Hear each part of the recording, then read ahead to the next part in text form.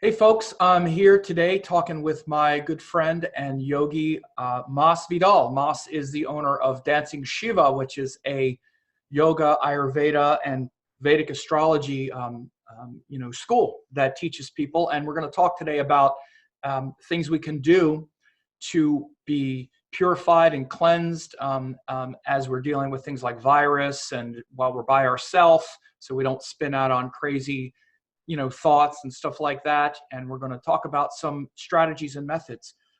Mas, how you doing, man? Good to see you. Hey, nice to be here. Yeah. And so, Mas, again, he's been practicing yogi forever, and also teaching yoga and Ayurveda, and is going to share some things with us that are really helpful for purifying like a respiratory system, keeping strong and healthy, from the wisdom of India.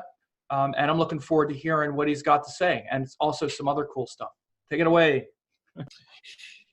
Well, great. Nice to be here with Sam, who's doing remarkable work in his own right. And he's really appreciate your dedication to the Vedic wisdom. Thank you. And specifically around the astrology.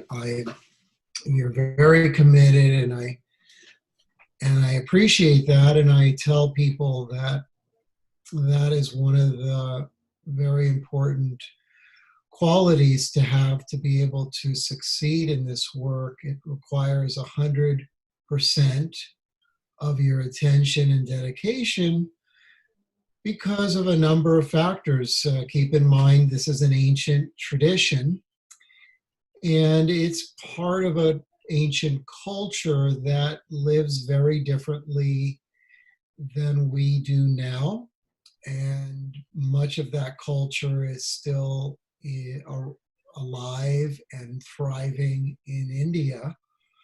And so to make it work here, and to make it here, doing this work, you really have to be 100% committed, because nobody's going to come to someone who's partially involved in this, who has one foot in, one foot out, who questions it themselves. And that type of attitude doesn't motivate anybody to feel inspired or get healing wisdom from somebody. And I'm grateful that you're doing this in that way. And thank you. Yeah, I appreciate that. Yeah. And you do it consistently, and you're probably the most active person I know on video and online. You're really talented in that way. And interesting enough, now we're all forced to find new ways, right? Creative ways to get online. And I'm just hearing it from so many people. And, listen, we're fortunate, because 20 years ago, this would not be the case. Right. And we would all be sitting at home and doing very different things. At least we can feel somewhat productive and get a large amount of work done still, even without being in contact with people. So I've been talking a lot about, and I'm just grateful that we have this opportunity here to talk about these things, but and be able to share it with so many people, because you're there, I'm here, and yet thousands and thousands of people will be able to benefit from this in ways that they never imagined in the yogi times. So we have advantages in that regard. So I can't wait to hear what you have to share. Yeah, overall, this is what I'm talking about today, and what I've been teaching in the last few days is not much different than what I've been teaching over the last couple decades. And I find that most of us, there's an angle, there's a perspective that we all have on what we teach. And mine has always been on the importance of purification, I've put a lot of emphasis on that, both in my own life and in the work that I'm doing. I feel that that's an important component today, physically, mentally, spiritually, and emotionally. And it's really crucial to our evolution to do this, not just because of this viral pandemic that's spreading throughout the world, but because it's part of our times, it's part of our age, that we really need a revolution to take place in our lives. And a lot of people associate change and evolution with their physical body. And getting a person to change the way they eat, the way they live on this planet, is a big deal. Americans don't like change. They like to live a certain lifestyle that has become a part of a culture. And Vedic culture and the wisdom of Ayurveda, yoga, and these other limbs, astrology, are very, very different. And so the first thing I would say is, respective to what we're going through right now, is rather than resist it, use this as a great power and a great opportunity to create an inner revolution within yourself. Spend more time outdoors, slow down, connect with nature, take time to study yourself, study great texts, and make use of this time in a very valuable way. Don't just use this time to watch movies and to do some spring cleaning around the house. There are reasons for why this is happening. We could bring up the yugas and that factor that we're still in somewhat of a dark age. We're still cleaning up the remnants of a dark age, that there's still residual Kali Yuga.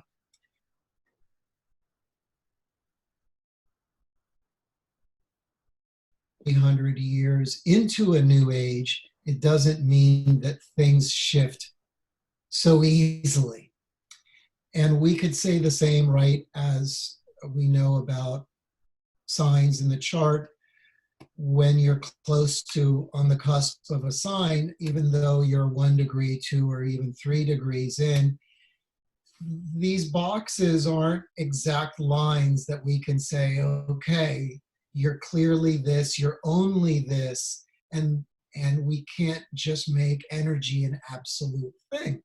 And this is the case in the consciousness of this planet.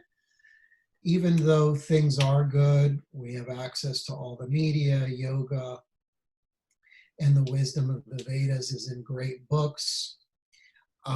We still have dark forces to contend with.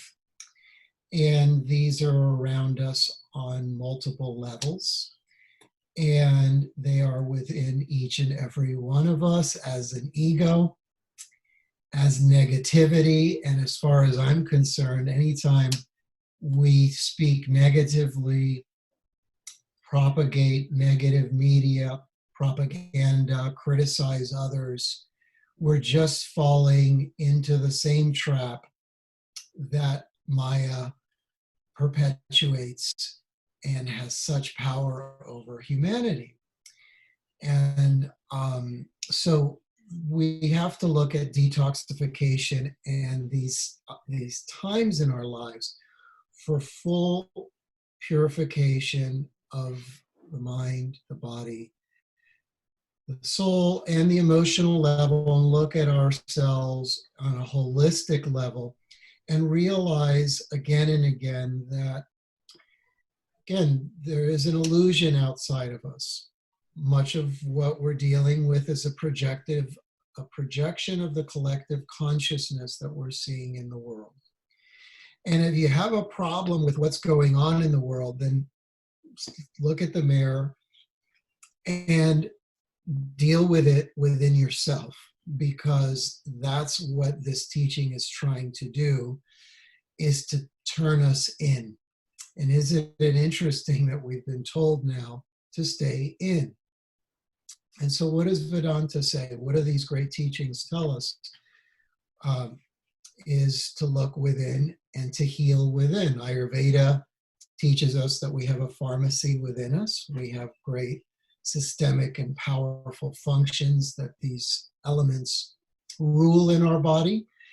And if we work with these things mindfully with the power of attention, we can make a huge difference in our life and in what we're seeing and dealing with in the world, because suddenly what you start to feel inside of yourself is what you start to see outside of yourself. And that's the biggest challenge that I see for a lot of us today globally. However, I want to make one more point. At the same time, we have to have compassion and understanding that each and every soul out there is doing the best that they can within their given level of consciousness and awareness to do what they're supposed to do in this life and whatever it is they think they're supposed to do. And so we have to exercise compassion at the same time. So this is where detachment comes in, vairagya, stay detached, just observe this world and share that compassionate view. On the Ayurveda side, I would say this: we're in spring. Spring represents a very powerful time in our year for a number of reasons, yogically, Ayurvedically, and astrologically. And it's a period of, think of the word spring. What does the word spring indicate? It's indicating up, spring, to uplift, to renew. Why do we use the word fall for fall? Think of what happens in the fall. Things fall down. The energy changes, and we see that. And so there are larger, we could call it macro factors, cosmology, astrology, positions of sun, moon, earth. But then there's micro factors. And we have to manage our inner consciousness relative to the powers that are going on outside of ourselves and use them in a way to transform ourselves. So Ayurvedically now is a great time for springing, for renewing.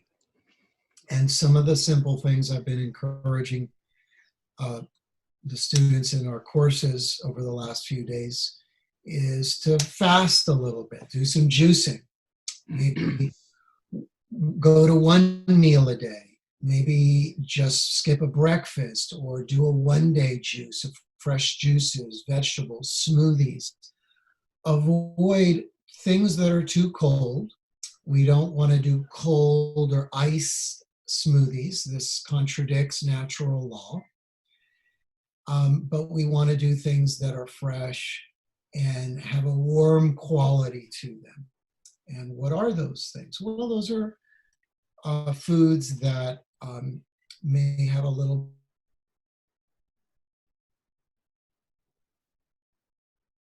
that those tastes induce a little bit more warmth in our bodies. Moss, would you say it again, because your thing froze? You went, those are foods that have a quality of, and then it stopped. So would you say what the foods are again? Foods that have a warming quality. Yeah, and what are the foods? Because we didn't hear them. Well, foods that are connected to pungent taste, that would be spicy type foods. Okay. Also, sour foods have a warm quality. Acidic type foods increase fire in the body. And even salty foods can increase heat in the body. So spices are important, and fasting is a really simple way that everybody can feel lighter and feel more cleansed. Right. And these things also can be helpful in purification, just in a general sense, for also perhaps building up or having more fire and resistance to something that might come in that we might be exposed to. Yeah, yeah, we all need fire. I mean, keep in Right. mind, fire is what destroys disease. Right. Yeah. And so that quality of food that increases fire also will make us more resistant to something that's trying to attach, because this particular thing also attaches in like the lung and hangs out in mucus and travels through these these colder fluids. So this is the other reason why promoting things that bring cold and dampness also helps create an environment for something like a virus, not just to get in, but to travel and to attach and to grow and flourish. Right. Yeah, that's a good point. Yeah, the heat is crucial for really cleansing that out. And isn't that So, also why, if I can just ask myself, because isn't that also why maybe something like ginger and garlic or, other kinds of things that are natural, like antiseptics and that bring about, turmeric, that bring about a kind of cleansing would also be important, perhaps even like a simple ginger tea where you have hot water and ginger and maybe even something else. yeah, ginger. Would that be good? Yeah, garlic is pungent, ginger is pungent. Yeah, garlic, ginger, a lot of those strong spices are good to really keep things Yeah, some of flowing. us that don't do Ayurveda are not really sure what the pungent is, except for red pepper. But so garlic, ginger. What are some Black, other pungent herbs? black pepper, Okay. good thing to do is like a ginger tea in the morning. Yeah, that's what You I can, thought. Yeah, that's what I'm you doing. can also do black pepper, like a half a teaspoon of black pepper with a little bit of ghee and a pinch of salt, and drink that as a tea. Oh, okay. That's The good. pepper will flush out, really good for the lungs, really good for the sinuses, and clean out the GI. Absolutely. Yeah. Yeah. So keeping that respiratory system dry or and fiery is really a good way just to just to create an inhospitable environment for coronavirus to move, even if you're exposed to it. Because most of us will probably get exposed to it. But, again, it really takes root and becomes more severe in people that have created an environment, like, for example, a lot of dairy or things that create a lot of mucus, cheese, and all this kind of crap. You'd probably want to kind of get rid of at this point. Would that be fair to say? Yes, exactly. Yeah, you want to avoid heavy foods, sweet foods, starchy foods, Yeah. dairy products. I mean, think about it. Viruses like cold and damp. Yeah. And So even this is attaching in the lung, which is like the dampest, cold, like it's like a bunch of, mucus is really what it is. yeah, the lungs are in Ayurveda connected to kapha, Right. and so fortunate thing is that this has started in March and not in December.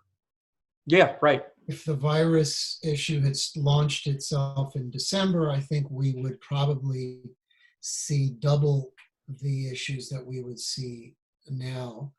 And the good thing is that we have warm weather a month away or less. Yeah, this is one of the things I said as well, because we're really catching this seasonally at the best time we could. Whereas even with Italy and China, they caught it. It really started to spread in January, early February. We're catching it really now around the end of March.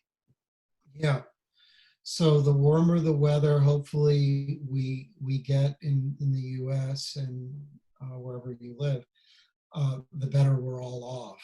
But Yeah, and these practices are fantastic. I also like when you said make sure, that people should spend some time outdoors. Of course, that doesn't mean going into, social distancing doesn't have a lot to do with being outdoors. You can still go outdoors. It's really stopping us from going into these buildings where we're all 2 feet from each other, like bars and restaurants and clubs and places where we gather and we're really very close. But going outside, walking around in nature where it's warm, where the sun is out, that's actually quite good because you get natural vitamin C, which is a natural antiseptic and all that kind of stuff as well. Would you agree with that? Sure, sure, sure. Yeah, I mean, it's great to be outdoors if you're not shoveling snow. Yeah, right. Um, please try to get outdoors, and I've been a big proponent of that always. To spend as little time as you can indoors. Keep windows open all day long. Um, go for walks and do yoga outside. And, with respects to a lot of people ask,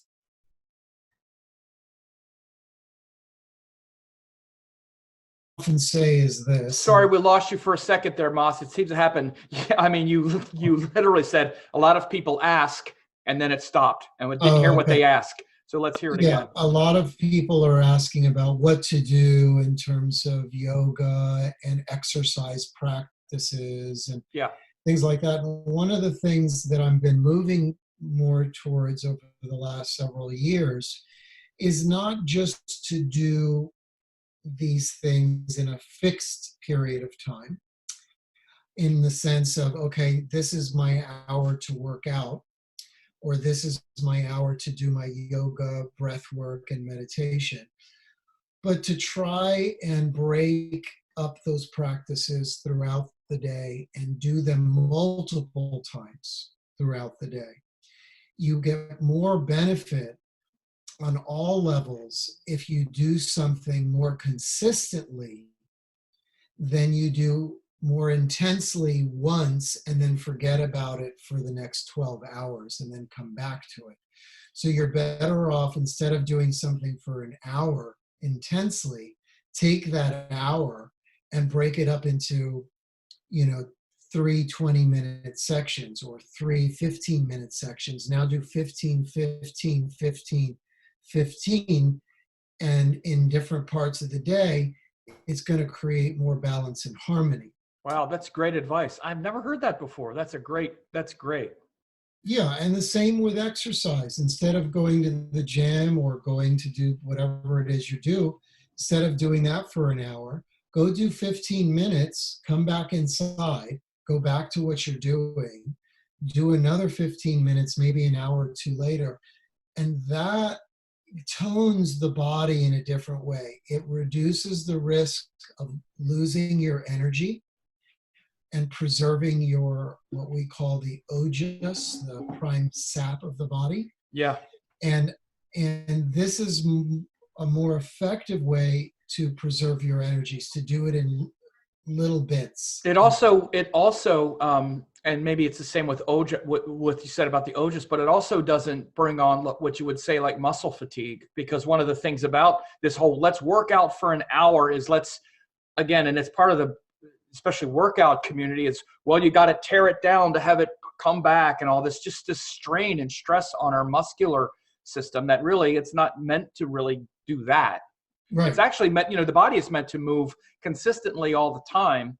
We're meant to be standing and moving around. That's the best thing for the body. But again, focused movement, focused intention, especially spiritual practice, is even the next level. Yeah. Yeah. That's great advice. Yeah. And especially with pranayama and things like that, certain types of breath. If you don't know what pranayama is, it's where you breathe intentionally to increase prana. One of the main ways we increase prana is to be outside and open windows like Mas just said, because that gets the oxygen and the prana moving. But then the other way is to literally intentionally move the air and the prana in our organism in the most impactful way. And that in itself is a purification. Wouldn't you say? Do you have any comments or advice about those kinds of pranayamas, or how that can be beneficial now and always? Yeah. I mean, I'm constantly, again, going back to that theme of detox. I recommend diaphragmatic breathing, which is strong. In yoga, it's called Bhastrika, and it's a forceful inhale and a forceful exhale. using the full power of the diaphragm. I'm really big on that. I do a lot of that myself. I try to teach people to do a lot of the Bhastrika. It is hard for most people, especially in the beginning. It takes, I would say, months and years to really get comfortable with it. But I do see it as probably the most effective tool for healing is to do the Bhastrika pranayama. It cleanses the body, it cleanses the blood, it increases hemoglobin levels, it removes excess phlegm or kapha, it lowers blood pressure, it improves sleep, improves circulation and circulatory function in the body. It is an overall powerhouse, but so few people do it. And what I'm encouraging people to do a lot of is do postures and Bhastrika. So Wow. you said Bhastrika takes a couple years. Is there a way, because like, for example, I actually didn't do, I've done some Bhastrika, but I've mainly done Kapalabhati, which is just a forceful exhale. And then the inhale happens naturally, Yeah. Which is similar, but any comments on something, or again, because some people maybe are just getting started or they don't do any pranayama, ways that are kind of that could be more implemented these days that can be really beneficial? Yeah, I mean, what I often say is just do a little bit. Start with 6 repetitions, then stop. Okay. Walk. You mean of the Bhastrika? Bhastrika, yeah. Walk for 5-10 minutes, stop, do another round of Bhastrika. Or if you're riding your bike, or if you're jumping rope, or even playing tennis, sit down on the bench. And so the way to do the Bhastrika, like, would be like a forceful exhale, forceful inhale. Yeah. You start with an inhale, and then, so it's equal. Think of an accordion, how it moves in and out in this very. So this is something that everybody can do, this forceful inhale and exhale. And what happens is the stronger your muscles get, because your intercostal muscles and the rib cage need to get stronger. And the more you do it, it's just like building this muscle. At first, you're not strong. With the Kapalabhati, it's the forceful exhale. I did it the other day on the YouTube, and it sounds like this. You can actually even hear the lungs when you go like this. That's actually my lungs wheezing. Right. That's not my throat. It's actually the sound from my lungs coming out of my nose because I'm forcing the air out. It's just like bam, bam. You're just pumping the lungs, and the inhale happens naturally, but the exhale you're forcing. And the reason it sounds so strong the way I do it is because I've been doing it for so long that the muscles are really strong. Right. So yours wouldn't be that strong now, but that doesn't mean that you can't do it. And so these kind of purification exercises, whether it's a Bhastrika in and out or a Kapalabhati, it, like Mas said, it brings enormous fire in the mind. Try it. Just try it right now where you're sitting and see what happens to your mind when you breathe like that. All of a sudden, you get all this energy. Now you might get a little bit lightheaded. You don't want to pass out, and you won't. So you don't overdo it at first, like Mas just said. But notice how this is purifying all of that. Like we said, especially the lungs, which are full of mucus, full of water, and you're purifying it, and they become clean. And then you breathe so much more naturally and so much easier, almost like you're in a sauna. You don't have to go to a sauna to open up your nasal passages when you do this kind of stuff. Right. That's right. Yeah. Oh, no, that's right. Yeah, Kapalabhati is good, and combining both is really good, but bringing them in with some type of cardiovascular, brings your heart rate up, is the key, and not just sitting down. It's right. You've got to combine it with some type of cardiovascular exercise. And this is where asana comes in. Yeah, and I recommend using Ayurvedic oils on the neck, lungs, chest area, abdomen area, when you do these things. And if you're going to do them at home, you just get body naked, take your oil, massage this area, and then do the technique. It becomes that much more effective. What kind of oil? Well, you can use Ayurvedic oil, dosha oils specific to your constitution. Ayurvedic oils are unique because they're cooked with herbs, and they're like this. Notice how dark they are, very rich. And I have my own products. My family and we've been in the supplement industry for many years. Yeah, Mas just started a company that is doing fantastic with these unique and powerful Ayurvedic remedies and oils. Tell us about that, and teas and all kinds of stuff. Yeah, it's called More Life Market, and we offer basically very strong, classically made Ayurvedic formulas for enhancing yoga sadhana. These oils are 100% organic. The herbs are organic, and the herbs are also extracts. We're not just using plain powders, we're using extracts. Wow. And they're formulas. I don't believe in taking single herbs. Ayurveda never endorsed single herbs. Everything was endorsed through formula-based. So we have about now, we're getting up to about 24 products. And it's not a huge line, but they're very specific. And I've developed these over the years. I started this making them myself.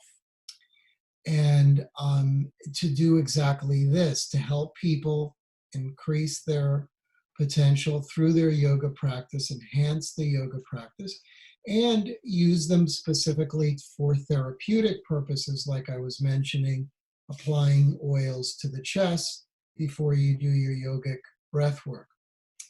And there's other, if there's one thing everyone's running around concerned about immunity, this is probably the most remarkable immune formula ever developed. Created thousands of years ago by a great sage. It is called Chyawanprash. Chyawanprash is a jam made of an amalaki base, and it has 52 herbs and spices, and it was designed primarily for that, to promote longevity, strength of the body, immunity, and overall health. And you just take a teaspoon a day of this jam. You can put it on a cracker, you can eat it any way you want, but just a teaspoon a day. It's remarkable. And I did the first version of the original recipe, all organic, and all 52 herbs. If you look at most companies, most Chyawanprash doesn't have all of them.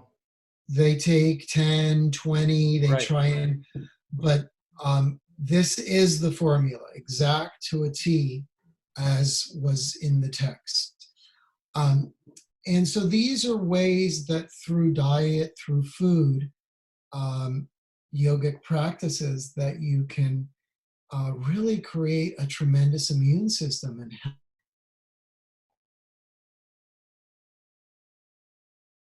we have to keep in mind why this virus issue has come up for a lot of the world now. We're all dealing with it, unless you're living on some island somewhere.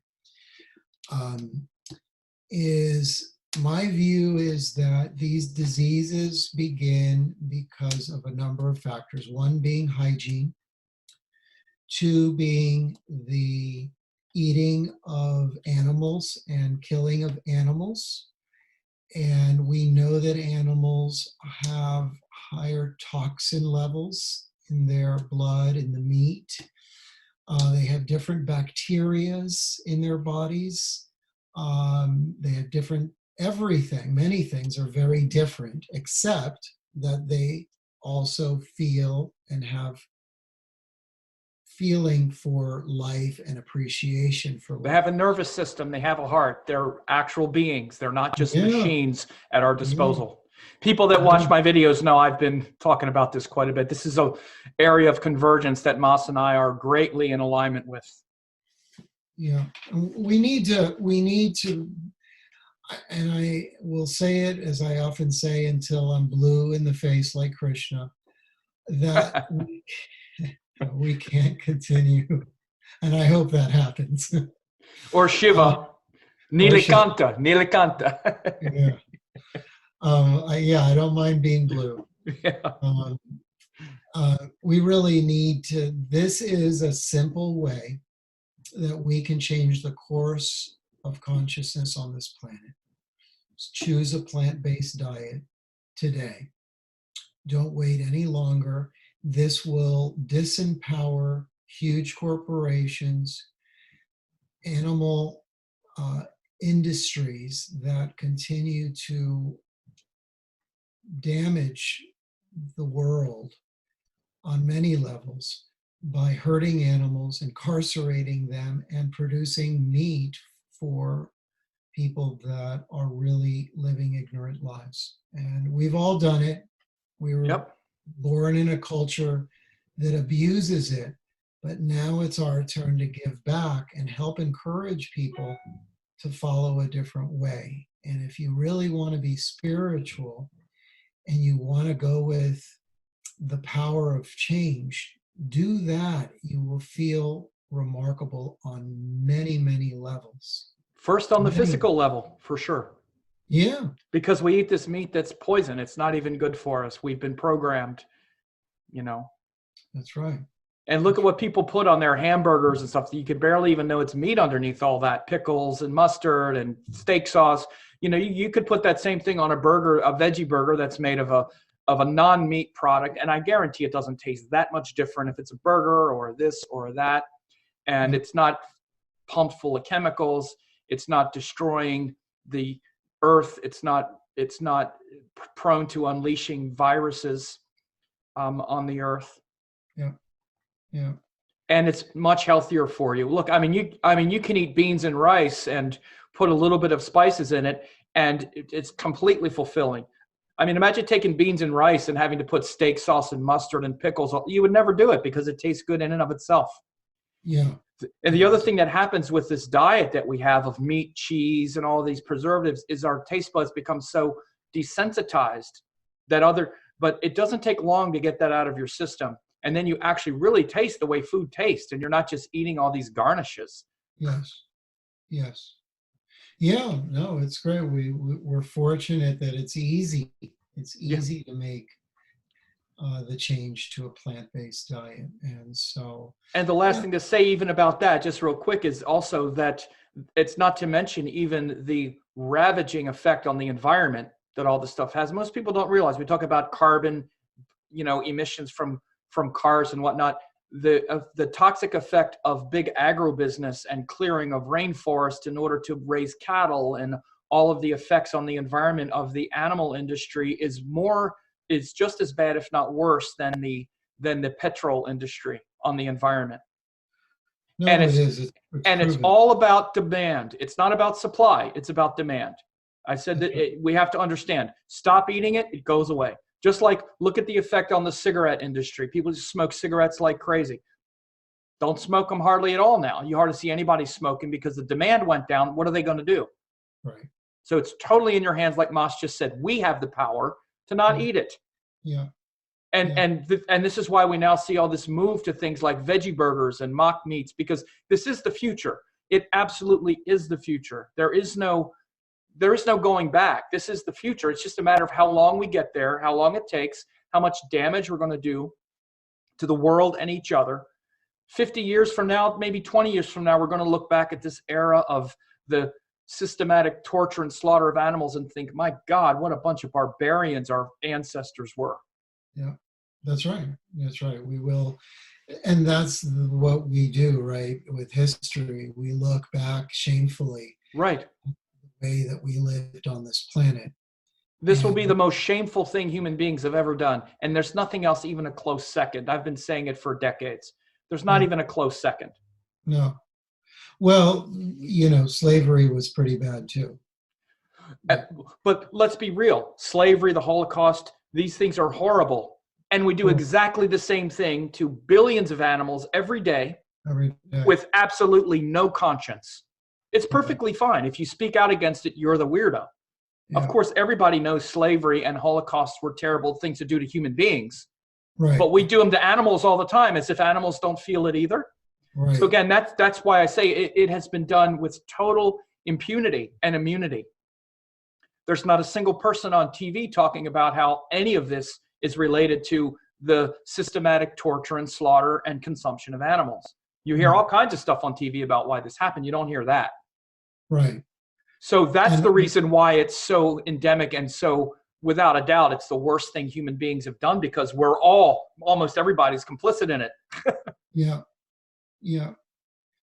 It is. It's an interesting time, and it's sad that we as a planet have to go through this, but this is the nature of the planet. This is the nature of the world process. It's never a stable place. Yeah, it's not. And the illusion of stability is really what's happening, and these changes, not to mention, and we're not going to get into it here because I know Mas is a little short on time here, but even just this, one of the great benefits is also to be able to utilize our time better. And people are going to get out of all of these jobs that they have to go to all the time, all that time wasting and commutes, wastage of resources. So many jobs now are just people working on computers.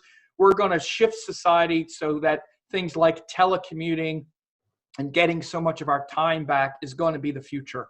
So even though it looks really dark right now on the beginning of it, and it's going to be dark getting through it, it's going to lead to progress. It's hard to see it now, but these practices like that Mas shared with us, and that yoga and Ayurveda have been prescribing forever are really great things that you can take forward through this. And we're going to have a link to Mas's website here because his products are fantastic. And they're designed for yogis. I also want Mas to say one more thing about this, that these products aren't even just designed like you see supplements out there. They're almost so pure and so strong that on the mass scale, it's kind of like, you really design them to accelerate spiritual growth, like for yogis. Mas has told me all this, so I'd love him to speak about that a little bit as well while we got him. Yeah, well, we want things that work, and who better than by a yogi, a person who has done this his entire life. And I'm a strong believer in plants and natural substances. I've used them myself for my own sadhana, my own well-being, and I have tested them on thousands and thousands of clients that I have counseled over the years, and they work. I mean, these products are new. These in particular are new because the company launched last summer. But try them for themselves yourself and see how they work for you, and try to use them as part of your lifestyle. There's Ayurvedic Nasal Oil, so that after you do your neti cup and clean your nose, which is really, really crucial now to keep those sinuses clean, put your oil drops in. Then use your body oil according to your constitution. Use the jam, take a teaspoon of this. It's the highest natural source of vitamin C. It is remarkable, and it's a wonderful story. And we give a portion of our profits to a number of organizations, to our Swami Jyotirmayananda's Yoga Research Foundation, who has been my Vedanta guru for the last 12 to 14 years, and also to Yogananda's organization. We're also giving, I'm very involved with animal advocacy. We're donating proceeds to a couple of organizations that I have worked with, and I'm looking for more. I'm getting more involved, and because I want to improve these areas of the world, and I want us to make a difference with animals and continue to promote education, yogic education, from these great lineages. And there are many others like Amma and other great lineages, Ramakrishna, that are doing incredible work. So if you all want a discount to the products, there is a discount code that I'm going to give you. It is the words Soul of Yoga. So you put in the discount box where it says code, when you're at your checkout, put in Soul of Yoga. And for the next 30 days, you can get a discount. I believe it's 10 to 15% off your order. I'm doing it. First order. And we would appreciate your support. And I hope that you will look to Ayurveda to enhance your yoga, to bring more benefit and stability to your astrology and to where you are in your astrological period, whatever dasha or period you're in. Use these products to the way they were intended, to harmonize the three bodies, the body, the mind, and the soul. Yeah, and last thing here, I'm so glad to have Mas here, and he's such a great representative of what I also sense, and what many of us sense, is that as much as we're in transformational times, humanity is evolving and on the upswing and awakening. There's a great awakening that is happening. Sometimes you can't see the bigger picture because you're too close to the screen. You back off and you look, and we have things like the yugas, which measure long cycles of time. We have things even like the astrology, like I've been talking about, how things are moving forward, even though we're at a collision point from our past abuses, our past mistakes, to where we're going. And the transition is hard because, like we say, we don't like to change. And we don't change because we're immature. We don't change until things break often. And so there's certain things that are breaking.